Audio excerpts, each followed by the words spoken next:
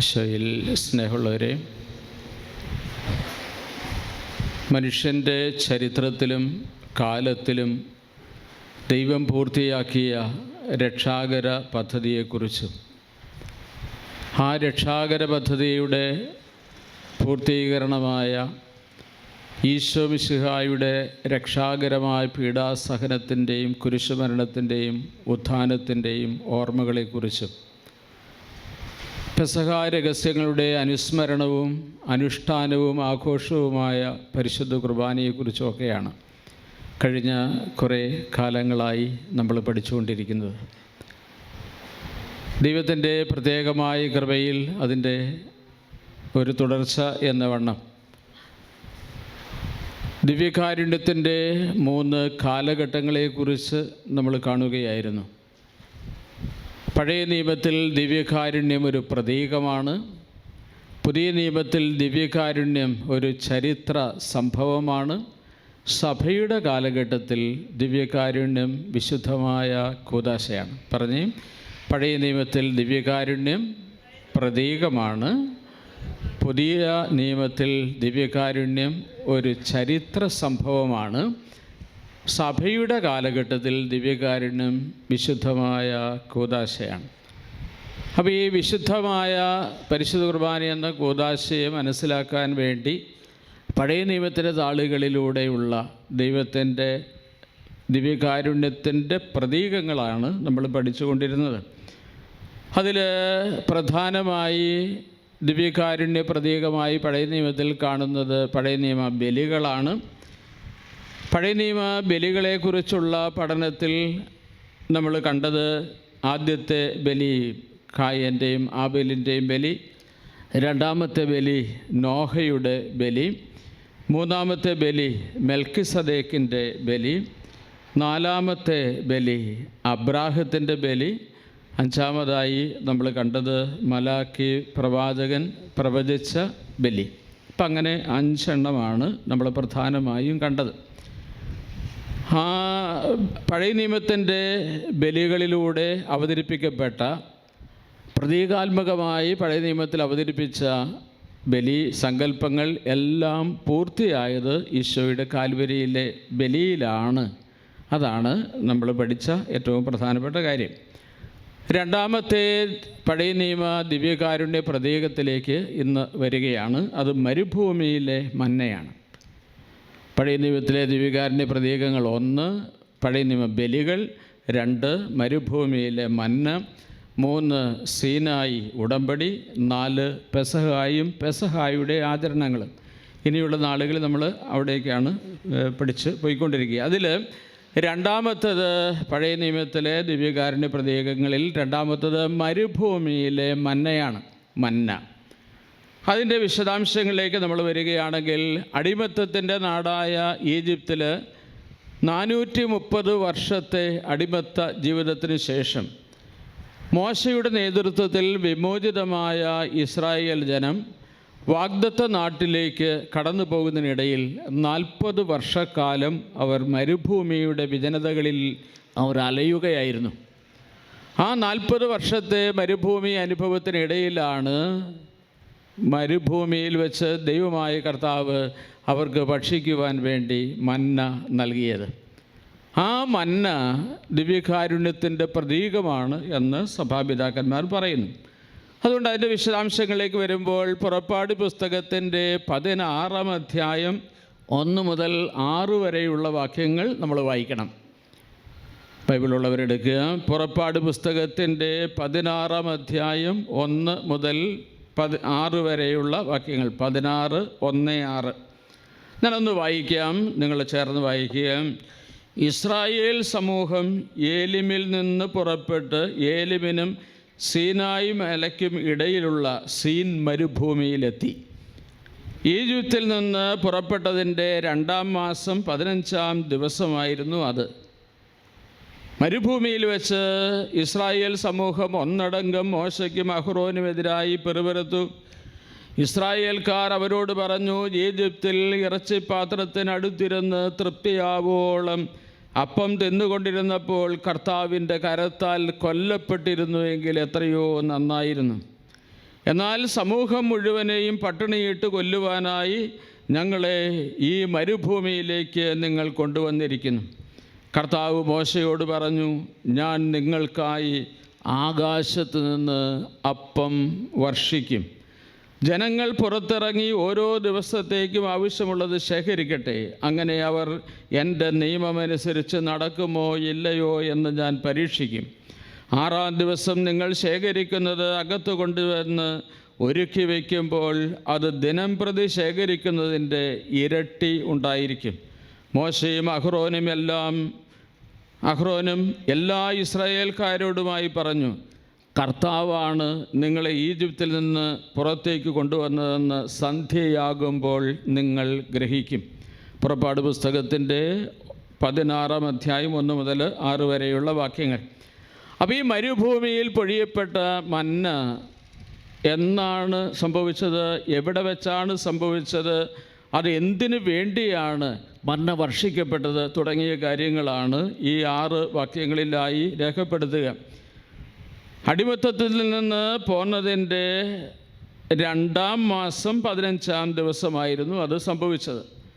ഈ 2-ാം മാസം 15-ാം തീയതി ആകുമ്പോഴേക്ക് അവർ സീൻ മരുഭൂമിയിലെത്തി. അവിടെ വെച്ചാണ് ആദ്യമായി മന്ന പൊഴിക്കാൻ തുടങ്ങുക.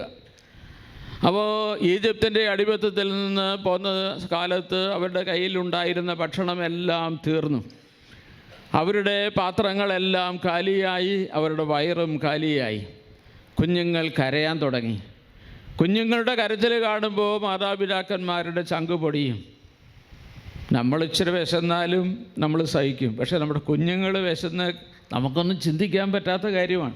അങ്ങനെ വരുമ്പോൾ ഏത് കഠിനമായ ഹൃദയമുള്ളവനും അവൻ വല്ലാതെ പൊട്ടിത്തെറിക്കും. അപ്പോൾ അവർ പെറുപെറുത്തു എന്ന് പറയുന്നതിനകത്ത് ഞാനൊരു അതിശയവും കാണുന്നില്ല. മോശയ്ക്കും അഹ്റോനുമെതിരായി അവർ പെറുപെറുത്തു. അത് വളരെ സ്വാഭാവികമായ ഒരു സംഭവമാണ്. എന്തു പറഞ്ഞാണ് അവർ പെറുപെറുക്കുന്നത് എന്നത് വളരെ ശ്രദ്ധേയമായ കാര്യം. മരുഭൂമിയിൽ വെച്ച ഇസ്രായേൽക്കാർ മോശയ്ക്കും അഹ്റോനുമെതിരായി പെറുപെറുത്തു. ഇസ്രായേൽക്കാർ അവരോട് പറഞ്ഞു, ഈജിപ്തിൽ ഇറച്ചിപ്പാത്രത്തിനടുത്തിരുന്ന് തൃപ്തിയാവോളം അപ്പം തിന്നുകൊണ്ടിരുന്നപ്പോൾ കർത്താവിൻ്റെ കരത്താൽ കൊല്ലപ്പെട്ടിരുന്നു എങ്കിൽ എത്രയോ നന്നായിരുന്നു. എന്ന് പറഞ്ഞാൽ അടിമത്തമുണ്ട്, കഠിനമായ പണിയുണ്ട്, പക്ഷേ എന്നാലും വയറ് നിറയെ തിന്നാൻ കിട്ടുമായിരുന്നു. മരുഭൂമിയിലെത്തിയപ്പോൾ തിന്നാൻ ഒന്നുമില്ല. ആ സമയത്താണ് അവരിങ്ങനെ പ്രതികരിച്ചത്. എന്നാൽ സമൂഹം മുഴുവനെയും പട്ടിണിയിട്ട് കൊല്ലുവാനായി ഞങ്ങളെ ഈ മരുഭൂമിയിലേക്ക് നിങ്ങൾ കൊണ്ടുവന്നിരിക്കുന്നു. ദൈവമാണ് അവരെ രക്ഷിച്ചത്. ആ കാര്യമൊക്കെ അവർ മറന്നു. മനുഷ്യൻ്റെ ചില പ്രത്യേകമായ സന്ദർഭങ്ങളിൽ അതിൻ്റെ പിന്നിലെ ദൈവിക രഹസ്യങ്ങളെല്ലാം മറന്ന് അപ്പോൾ കാണുന്നതിനെ ഓർത്ത് പിറുപിറുക്കാൻ തുടങ്ങും. അത് മനുഷ്യൻ്റെ ഒരു പ്രത്യേകതയാണ്. ചങ്കടൽ കടത്തി കൊണ്ടുവന്നതും അടിമത്തത്തിൻ്റെ നാട്ടിൽ നിന്ന് 430 വർഷത്തിൻ്റെ അടിമത്തത്തിൽ നിന്നാണ് അവരെ കൊണ്ടുവന്നതെന്നുമൊക്കെയുള്ള കാര്യങ്ങളെല്ലാം മറന്നു. അപ്പം കിട്ടാതെ വിശന്നപ്പോൾ അവർ പിറുപിറുക്കാൻ തുടങ്ങി. കുഞ്ഞു കാര്യങ്ങൾക്ക് വേണ്ടി പിറുപിറുക്കുന്ന മനുഷ്യസഹജമായ ഒരു പ്രതികരണമായി നമ്മളിത് കാണുന്നു. അപ്പോൾ മനുഷ്യൻ്റെ ഈ കുഞ്ഞു പിറുപിറുപ്പിന് പോലും ദൈവം ഉടനടി ഉത്തരം കൊടുക്കാൻ കാരുണ്യവാനായ ദൈവം ഇറങ്ങി വരികയാണ്. മനുഷ്യൻ്റെ സങ്കടങ്ങളും അവൻ്റെ വിശപ്പും അറിയുന്നവനാണ് ദൈവം.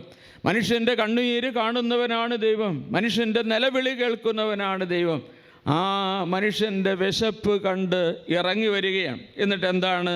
ഓരോ ദിവസത്തേക്കും നിങ്ങൾക്ക് ആവശ്യമുള്ള ഭക്ഷണം ആകാശത്ത് നിന്ന് നിങ്ങൾക്ക് ലഭിക്കും. നിങ്ങളറിയാതെ തന്നെ, നിങ്ങൾ അധ്വാനിക്കാതെ തന്നെ നിങ്ങൾക്ക് വേണ്ട ഭക്ഷണം ഞാൻ തരും. ഇതെന്തിനു വേണ്ടിയാണ്? കർത്താവാണ് നിങ്ങളെ ഈജിപ്തിൽ നിന്ന് പുറത്തേക്ക് കൊണ്ടുവന്നതെന്ന് സന്ധ്യയാകുമ്പോൾ നിങ്ങൾ ഗ്രഹിക്കും. ഇപ്പോഴവർ പറഞ്ഞുകൊണ്ടിരിക്കുന്നത് എന്താണ്? മോശയും അഹ്റോനുമാണ് അവരെ കൊണ്ടുവന്നത്. അതുകൊണ്ട് മോശയ്ക്കും അഹ്റോനുമെതിരായിട്ടാണ് അവർ പിറുപിറുക്കുന്നത്.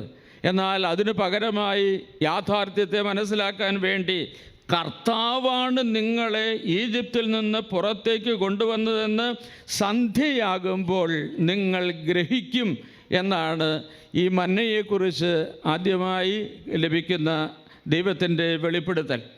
ഇനി കാണുകയാണ് പുറപ്പാട് പുസ്തകത്തിൻ്റെ 16-ാം അധ്യായത്തിൽ, പുറപ്പാട് പുസ്തകം 16-ാം അധ്യായം 11 മുതൽ 15 വരെയുള്ള വാക്യങ്ങളിൽ കർത്താവ് മോശയോട് അരുളി ചെയ്തു, ഇസ്രായേൽക്കാരുടെ പരാതികൾ ഞാൻ കേട്ടു. അവരോട് പറയുക, സായംകാലത്ത് നിങ്ങൾ മാംസം ഭക്ഷിക്കും, പ്രഭാതത്തിൽ തൃപ്തിയാവോളം അപ്പവും. ഇതെന്തിനു വേണ്ടിയാണ്? വീണ്ടും പറയുകയാണ്, കർത്താവായ ഞാനാണ് നിങ്ങളുടെ ദൈവമെന്ന് അപ്പോൾ നിങ്ങൾക്ക് മനസ്സിലാകും. ആദ്യം പറഞ്ഞത് എന്താണ്? ഈജിപ്തിൽ നിന്ന് പുറത്തു കൊണ്ടുവന്നത് ഞാനാണ് എന്നവർക്ക് മനസ്സിലാവും. രണ്ടാമത് പറയുന്നത് എന്താണ്?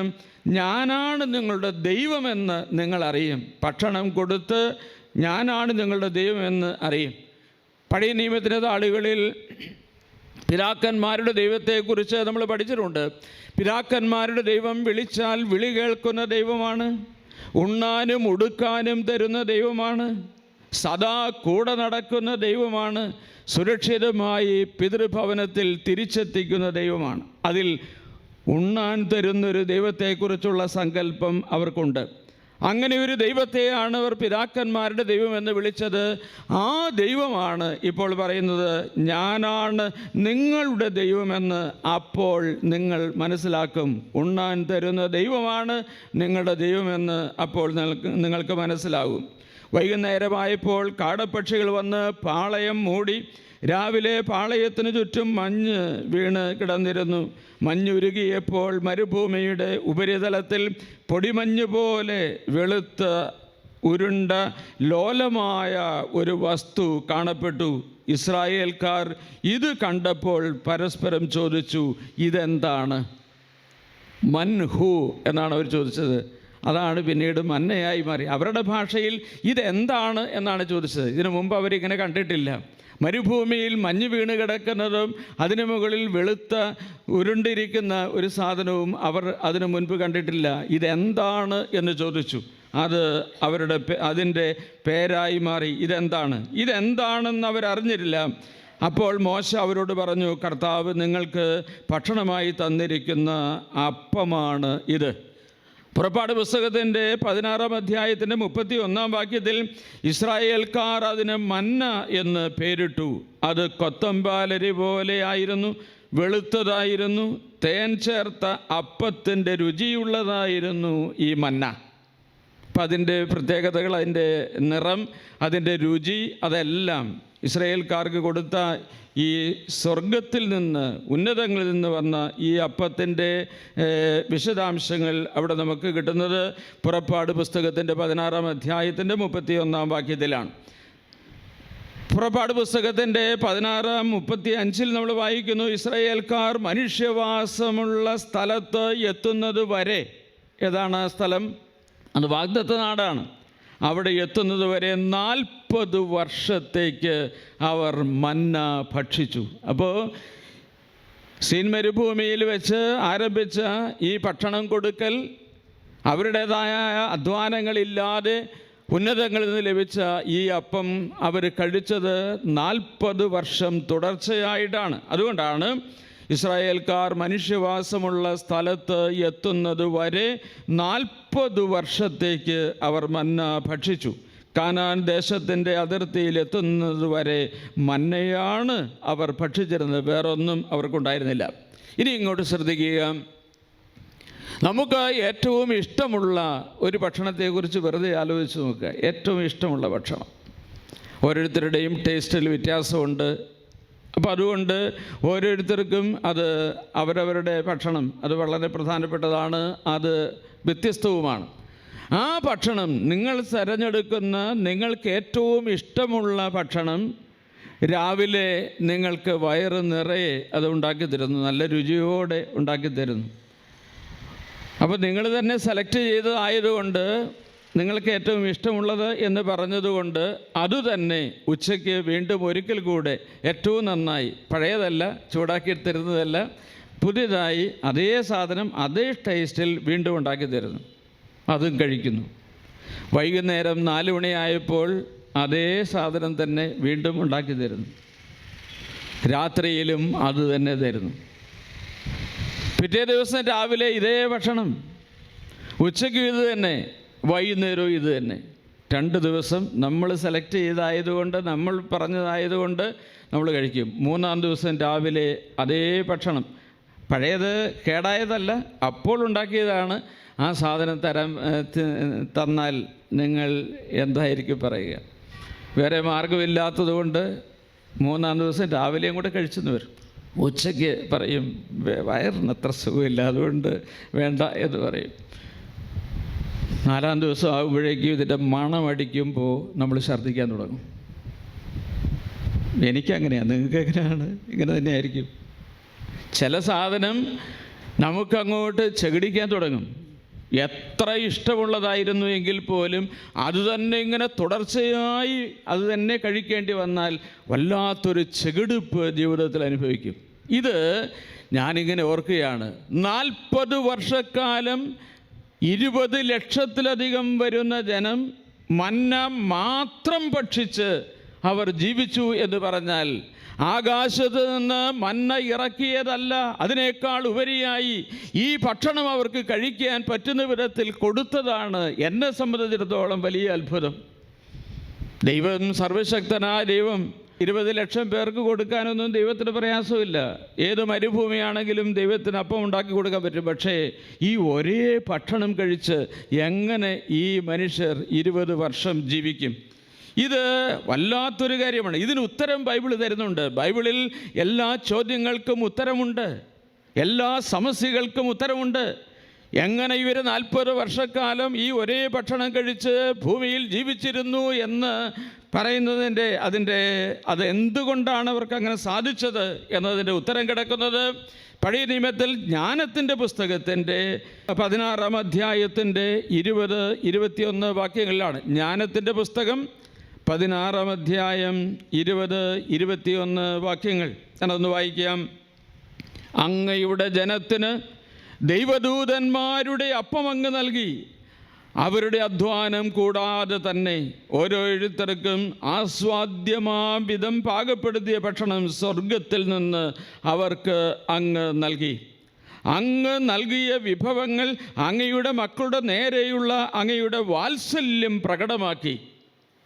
മക്കൾക്ക് ഭക്ഷണം കൊടുക്കുന്നത് മാതാപിതാക്കന്മാരുടെ വാത്സല്യത്തിൻ്റെ പ്രതീകമാണ്.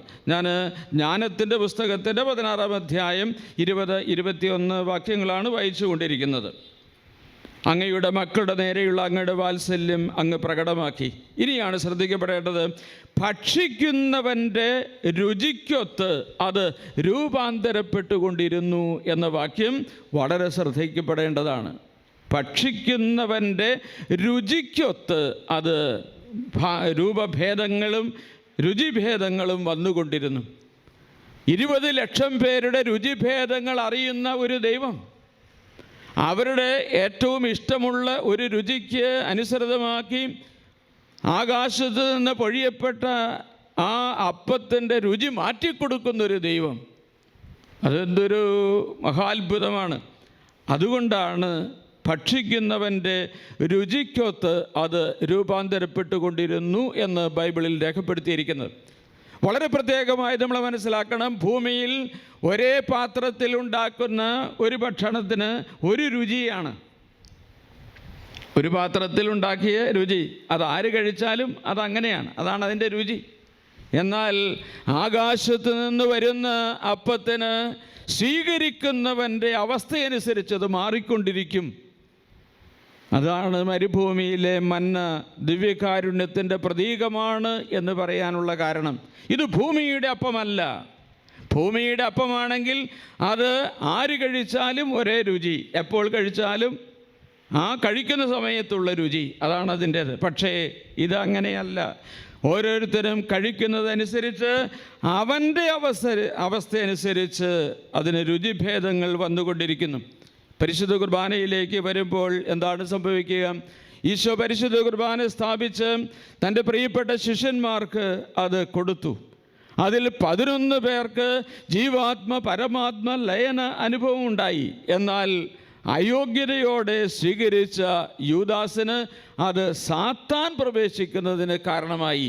സ്വീകരിക്കുന്നവൻ്റെ അവസ്ഥയനുസരിച്ച് രൂപാന്തരപ്പെടുന്നതാണ് സ്വർഗത്തിൻ്റെ അപ്പം. ഭൂമിയിലെ അപ്പത്തിന് ആ മാറ്റമില്ല. പക്ഷേ സ്വർഗത്തിൻ്റെ അപ്പമാണെങ്കിൽ സ്വീകരിക്കുന്നവൻ്റെ അവസ്ഥയനുസരിച്ച് അതിങ്ങനെ മാറിക്കൊണ്ടിരിക്കും എന്നതാണ് പ്രധാനപ്പെട്ട കാര്യം. പരിശുദ്ധ കുർബാന ആദ്യമായി ഈശോ കൊടുത്ത 12 പേരിൽ ഒരാൾക്ക് മാത്രം ചെകുത്താൻ അവനിൽ പ്രവേശിച്ചു.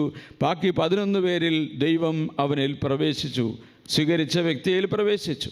പരിശുദ്ധ കുർബാനയെക്കുറിച്ച് യോഹന്നാന്റെ സുവിശേഷത്തിൻ്റെ 6-ാം അധ്യായത്തിൻ്റെ 56-ാം വാക്യത്തിൽ എൻ്റെ ശരീരം ഭക്ഷിക്കുകയും എൻ്റെ രക്തം പാനം ചെയ്യുകയും ചെയ്യുന്നവൻ എന്നിലും ഞാൻ അവനിലും വസിക്കും, അവൻ എന്നിലും ഞാൻ അവനിലും വസിക്കും.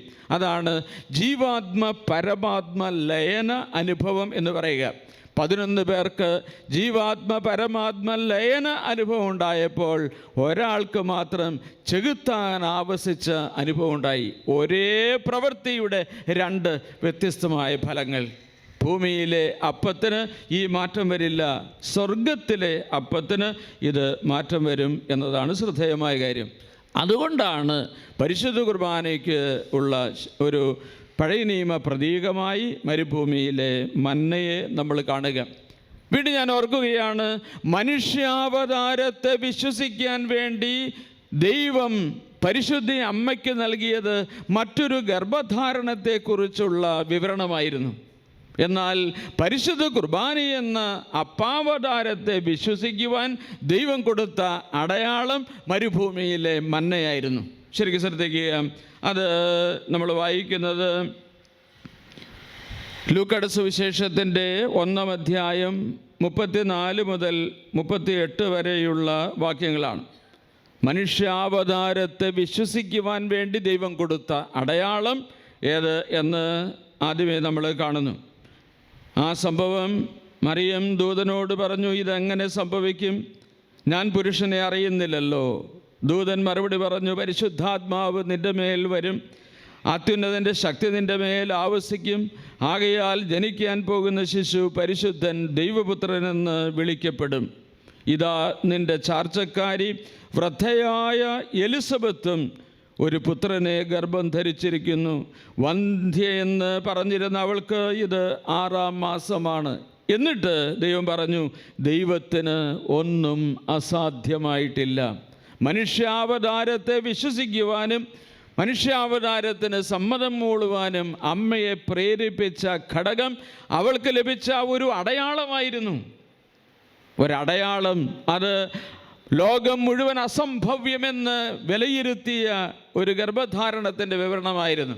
പ്രായാധിക്യമുള്ള വന്ധ്യയായ എലിസബത്തിൻ്റെ അത്ഭുതകരമായ ഈ ഗർഭധാരണത്തിൻ്റെ വിവരണം അറിയിക്കുന്നതാണ് ദൈവത്തിൻ്റെ ദൂതൻ മറിയത്തിന് കൊടുത്ത അടയാളം.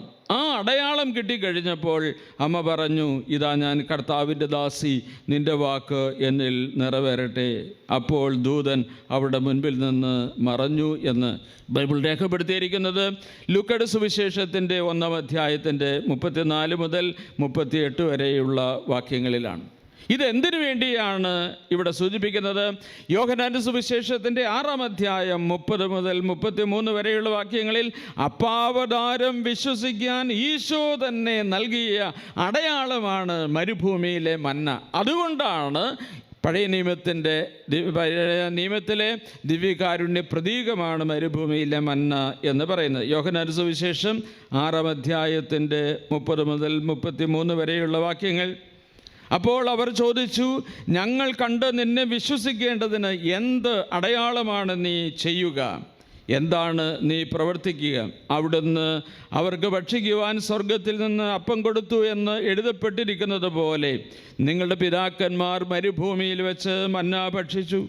യേശു മറുപടി പറഞ്ഞു, സത്യം സത്യമായി ഞാൻ നിങ്ങളോട് പറയുന്നു, മോശയല്ല നിങ്ങൾക്ക് സ്വർഗത്തിൽ നിന്ന് അപ്പം തന്നത്, എൻ്റെ പിതാവാണ് സ്വർഗത്തിൽ നിന്ന് നിങ്ങൾക്ക് യഥാർത്ഥമായ അപ്പം തരുന്നത്. എന്തെന്നാൽ ദൈവത്തിൻ്റെ അപ്പം സ്വർഗത്തിൽ നിന്ന് ഇറങ്ങി വന്ന് ലോകത്തിന് ജീവൻ നൽകുന്നതത്രേ.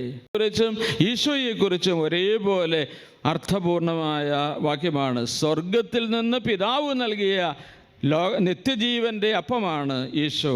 ആ ഈശോ തൻ്റെ തന്നെ ശരീരം നമുക്കായി വെച്ച് വിളമ്പിത്തന്നതാണ് പരിശുദ്ധ കുർബാന.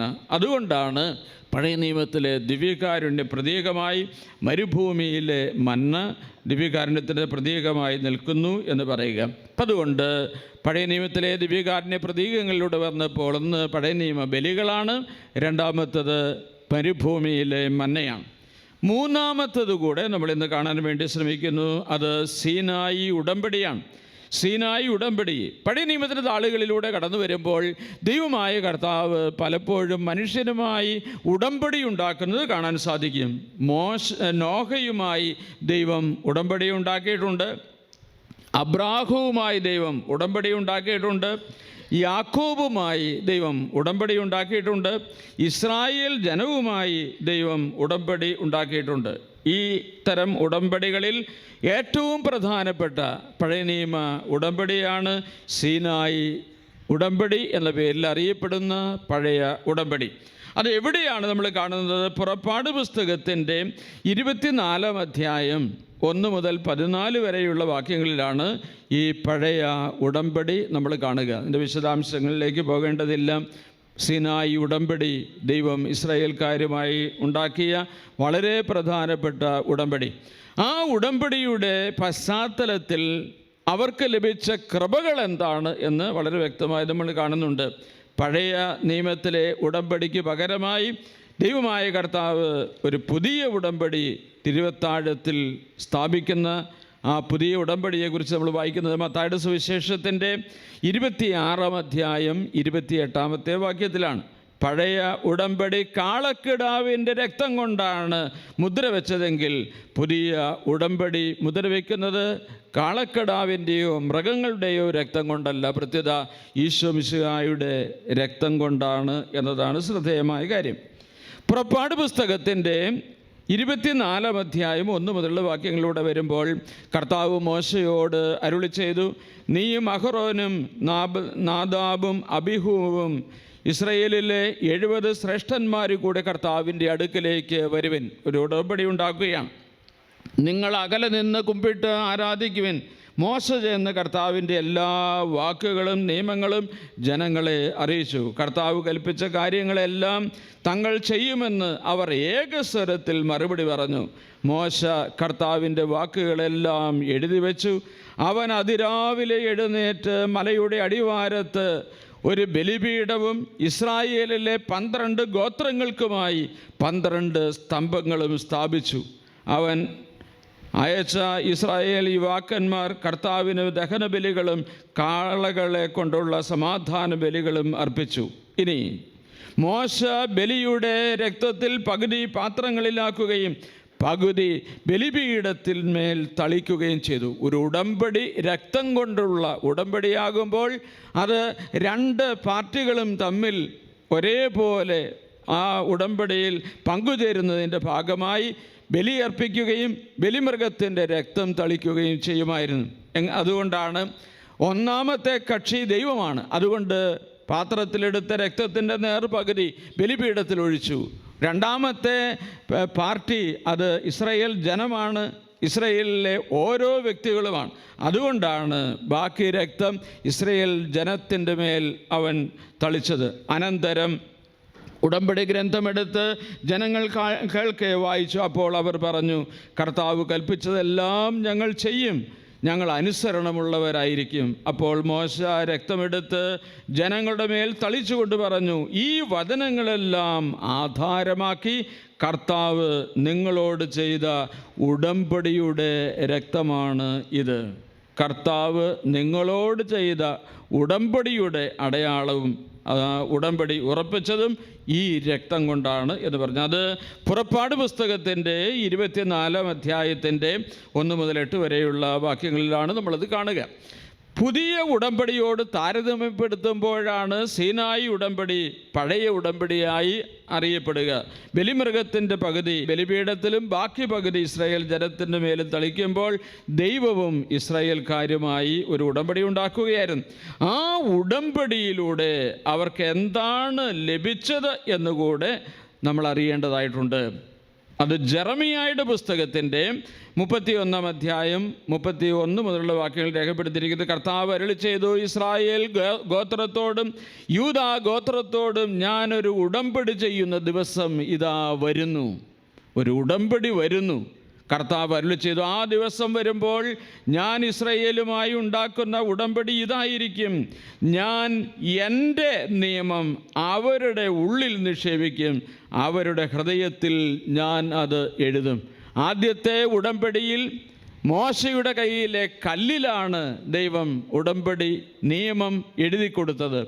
രണ്ടാമത്തെ ഉടമ്പടി ഇസ്രായേൽ ജനത്തിൻ്റെ ഹൃദയത്തിലാണ് ദൈവം എഴുതി കൊടുക്കുന്നത്. അതുകൊണ്ടാണ് ഇസ്രായേൽ ഗോത്രത്തോടും യൂദാ ഗോത്രത്തോടും ഞാൻ ഒരു പുതിയ ഉടമ്പടി ചെയ്യുന്ന ദിവസം ഇതാ വരുന്നു.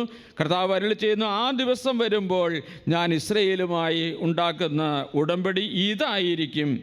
ഞാൻ എൻ്റെ നിയമം അവരുടെ ഉള്ളിൽ നിക്ഷേപിക്കും, അവരുടെ ഹൃദയത്തിൽ ഞാൻ എഴുതും. അതുവഴിയായി അവർക്ക് എന്താണ് ലഭിക്കുന്നത് എന്നുകൂടി എഴുതി. ഞാൻ അവരുടെ ദൈവവും അവർ എൻ്റെ ജനവുമായിരിക്കും. ഇസ്രായേൽ ജനത്തെ മറ്റ് സമൂഹത്തേക്കാൾ ശ്രേഷ്ഠമായൊരു ജനതയാക്കി മാറ്റിയത് സീനായി ഉടമ്പടിയാണ്. പഴയ നിയമത്തിൽ ഇസ്രായേൽക്കാരുടെ ജീവിതത്തിൽ മറക്കാനാവാത്തൊരു സംഭവമാണത്. എന്നും ഇന്നും അവരെ സംബന്ധിച്ചിടത്തോളം ദൈവത്തിൻ്റെ സ്വന്തമാണ് തങ്ങളെന്ന ചിന്തയാണ്, മറ്റുള്ളവരെക്കാളെല്ലാം ഞങ്ങൾ വലിയവരാണെന്ന വ്യക്തിപരമായ അനുഭവം അവർക്ക്, സ്വയാവബോധം അവരിൽ ഉണ്ടാക്കി കൊടുക്കുന്നത്. അതാണ് അവർ അജയ്യരായി എന്ന് നിൽക്കാനുള്ള കാരണവും. സിനായി ഉടമ്പടിയിലൂടെ ഇസ്രായേൽക്കാർക്ക് ലഭിച്ച അനുഗ്രഹങ്ങൾ: ഒന്ന്, ദൈവവചനം അവരുടെ ഹൃദയത്തിൽ എഴുതപ്പെട്ടു. കർത്താവ് അവരുടെ സ്വന്തം ദൈവമായി മാറി. ഇസ്രായേൽ ജനത്തിൻ്റെ സ്വന്തം ഇസ്രായേൽ ദൈവത്തിൻ്റെ സ്വന്തം ജനമായി മാറി. ഇതുപോലെ വേറൊരു ജനമില്ലാത്ത വിധം ദൈവവുമായുള്ള അഭേദ്യമായ ഒരു ബന്ധത്തിലേക്ക് ഈ ഉടമ്പടി അവരെ എത്തിക്കുകയായിരുന്നു. ഇതിനെ പൂർത്തീകരിച്ചുകൊണ്ടാണ് ലൂക്കായുടെ സുവിശേഷത്തിൻ്റെ 22-ാം അധ്യായം 20-ാം വാക്യം. പുതിയ നിയമത്തിൽ ലൂക്കായുടെ സുവിശേഷം 22-ാം അധ്യായം 20-ാം വാക്യം: അപ്രകാരം തന്നെ അത്താഴത്തിനു ശേഷം അവൻ പാനപാത്രം എടുത്തുകൊണ്ട് അരുളി ചെയ്തു, ഈ പാനപാത്രം നിങ്ങൾക്ക് വേണ്ടി ചിന്തപ്പെടുന്ന എൻ്റെ രക്തത്തിലുള്ള പുതിയ ഉടമ്പടിയാണ്. ലൂക്കായുടെ സുവിശേഷം 22:20. പഴയ നിയമത്തിൽ കാളക്കിടാവിൻ്റെ രക്തം ഉടമ്പടിയുടെ രക്തമാണ്. അത് പുറപ്പാട് പുസ്തകത്തിൽ 24:8. പുതിയ നിയമത്തിൽ ഇത് രക്തത്താലുള്ള ഉടമ്പടിയാണ്. മർക്കോസിന് സുവിശേഷം 14:24. എന്താണ് ഈ പുതിയ ഉടമ്പടിയിലൂടെ അവർക്ക് ലഭിച്ചത്?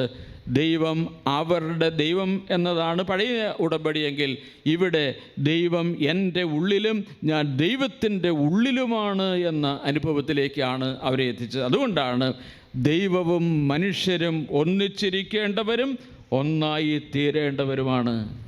ദൈവവും മനുഷ്യനും ഒന്നിച്ചിരിക്കേണ്ടവരും ഒന്നായി തീരേണ്ടവരുമാണ്. ഒന്നിച്ചിരിക്കാൻ വേണ്ടിയാണ് ദൈവം മനുഷ്യനായി എമ്മാനുവലായി വസിച്ചത്. ഒന്നായി തീരുന്നതിന് വേണ്ടിയാണ് ദൈവം അപ്പമായി അവതാരമെടുത്തത്. അതുകൊണ്ടാണ് പരിശുദ്ധ കുർബാനയുടെ ഏറ്റവും സവിശേഷമായ ഒരു പ്രതീകമായി പഴയ ഉടമ്പടി നിൽക്കുന്നത്. ദൈവം നമ്മുടെ കൂടെ വസിക്കുന്നു. എങ്ങനെയാണ് കൂടെ വസിക്കുന്നത്? യോഹന്നാൻ തൻ്റെ സുവിശേഷത്തിൻ്റെ 6:56 രേഖപ്പെടുത്തി, എൻ്റെ ശരീരം ഭക്ഷിക്കുകയും എൻ്റെ രക്തം പാനം ചെയ്യുകയും ചെയ്യുന്നവൻ എന്നിലും ഞാൻ അവനിലും വസിക്കുന്നു. പഴയ ഉടമ്പടിയിൽ തുടങ്ങിവെച്ച ദൈവബന്ധം ഇന്ന് അതിൻ്റെ പരിപൂർണമായ അവസ്ഥയിലേക്ക്, വേർപെടുത്താനാവാത്ത വിധത്തിൽ ഒന്നായിത്തീരുന്ന അനുഭവത്തിലേക്ക് നമ്മളെ കൊണ്ടുവന്നെത്തിക്കുന്നത് പരിശുദ്ധ കുർബാനയിലാണ്. അതുകൊണ്ടാണ് ദൈവവും മനുഷ്യരും ഒന്നിച്ചിരിക്കേണ്ടവരും ഒന്നായി തീരേണ്ടവരുമാണ്. അതുകൊണ്ടാണ് ഈശോ അപ്പമായി ഇന്ന് നമ്മുടെ കൂടെ ആയിരിക്കുന്നത്. പരിശുദ്ധ കുർബാന എന്ന ഈ മഹാദാനത്തിന് മുൻപിൽ ദൈവത്തിൻ്റെ സ്നേഹത്തിൻ്റെ ഏറ്റവും വലിയ വെളിപ്പെടുത്തലായി പരിശുദ്ധ കുർബാനയെ ആഴങ്ങളിൽ മനസ്സിലാക്കാനും വിശ്വസിക്കാനും സ്വീകരിക്കാനും തുടങ്ങുമ്പോൾ ജീവിതത്തിൻ്റെ ഏത് സമയവും എൻ്റെ കൂടെയുള്ള ദൈവത്തെ, എൻ്റെ ഉള്ളിൽ വസിക്കുന്ന ദൈവത്തെ എനിക്ക് തിരിച്ചറിയാൻ കഴിയും. ഏത് പ്രതിസന്ധിയുടെ നടുവിലും ഞാൻ ഒറ്റയ്ക്കല്ല. എൻ്റെ ദൈവം എൻ്റെ ഉള്ളിലുണ്ട്. സർവശക്തനായ ദൈവമാണ് എൻ്റെ ഉള്ളിൽ വസിക്കുന്നത്. സർവശക്തനായ ദൈവമാണ് എന്നെ പൊതിഞ്ഞ് സൂക്ഷിക്കുന്നത്. ആ ദൈവം എൻ്റെ കൂടെയുള്ളത് കൊണ്ട് ഇനി ഞാൻ ഭയപ്പെടുകയില്ല. നിർഭയനായി ഒരുവന് ജീവിക്കാൻ സാധിക്കുന്നത്, ജീവിതത്തിൻ്റെ പ്രതിസന്ധികളെ അതിജീവിക്കാൻ സാധിക്കുന്നത് എൻ്റെ ദൈവം എൻ്റെ കൂടെയും എൻ്റെ ഉള്ളിലുമുണ്ട് എന്ന ആഴമായ തിരിച്ചറിവാണ്. അതിനുവേണ്ടിയാണ് ഈശോ പരിശുദ്ധ കുർബാനയായി ഓരോ ദിവസവും നമ്മിലേക്ക് വരുന്നത്. പരിശുദ്ധ കുർബാന നമ്മൾ ആരംഭിക്കുകയാണ്. ദൈവമേ, അങ്ങയെ ആഴങ്ങളിൽ വിശ്വസിക്കുവാൻ, അങ്ങയെ കൂടുതൽ സ്നേഹിക്കുവാൻ, അങ്ങയെ മനസ്സറിഞ്ഞ് ചങ്ക് തുറന്ന് അങ്ങയെ ആരാധിക്കുവാൻ, അങ്ങയുടെ സ്വന്തമായി മാറാൻ ഞങ്ങൾ തീവ്രമായി ആഗ്രഹിക്കുന്നു. ഞങ്ങളുടെ ഈ ആഗ്രഹത്തെ അവിടുന്ന് പൂർത്തിയാക്കി തരണമേ. കത്തോലിക്കാ സഭയിലെ ഏറ്റവും വലിയ ആരാധനയാണ് പരിശുദ്ധ കുർബാന.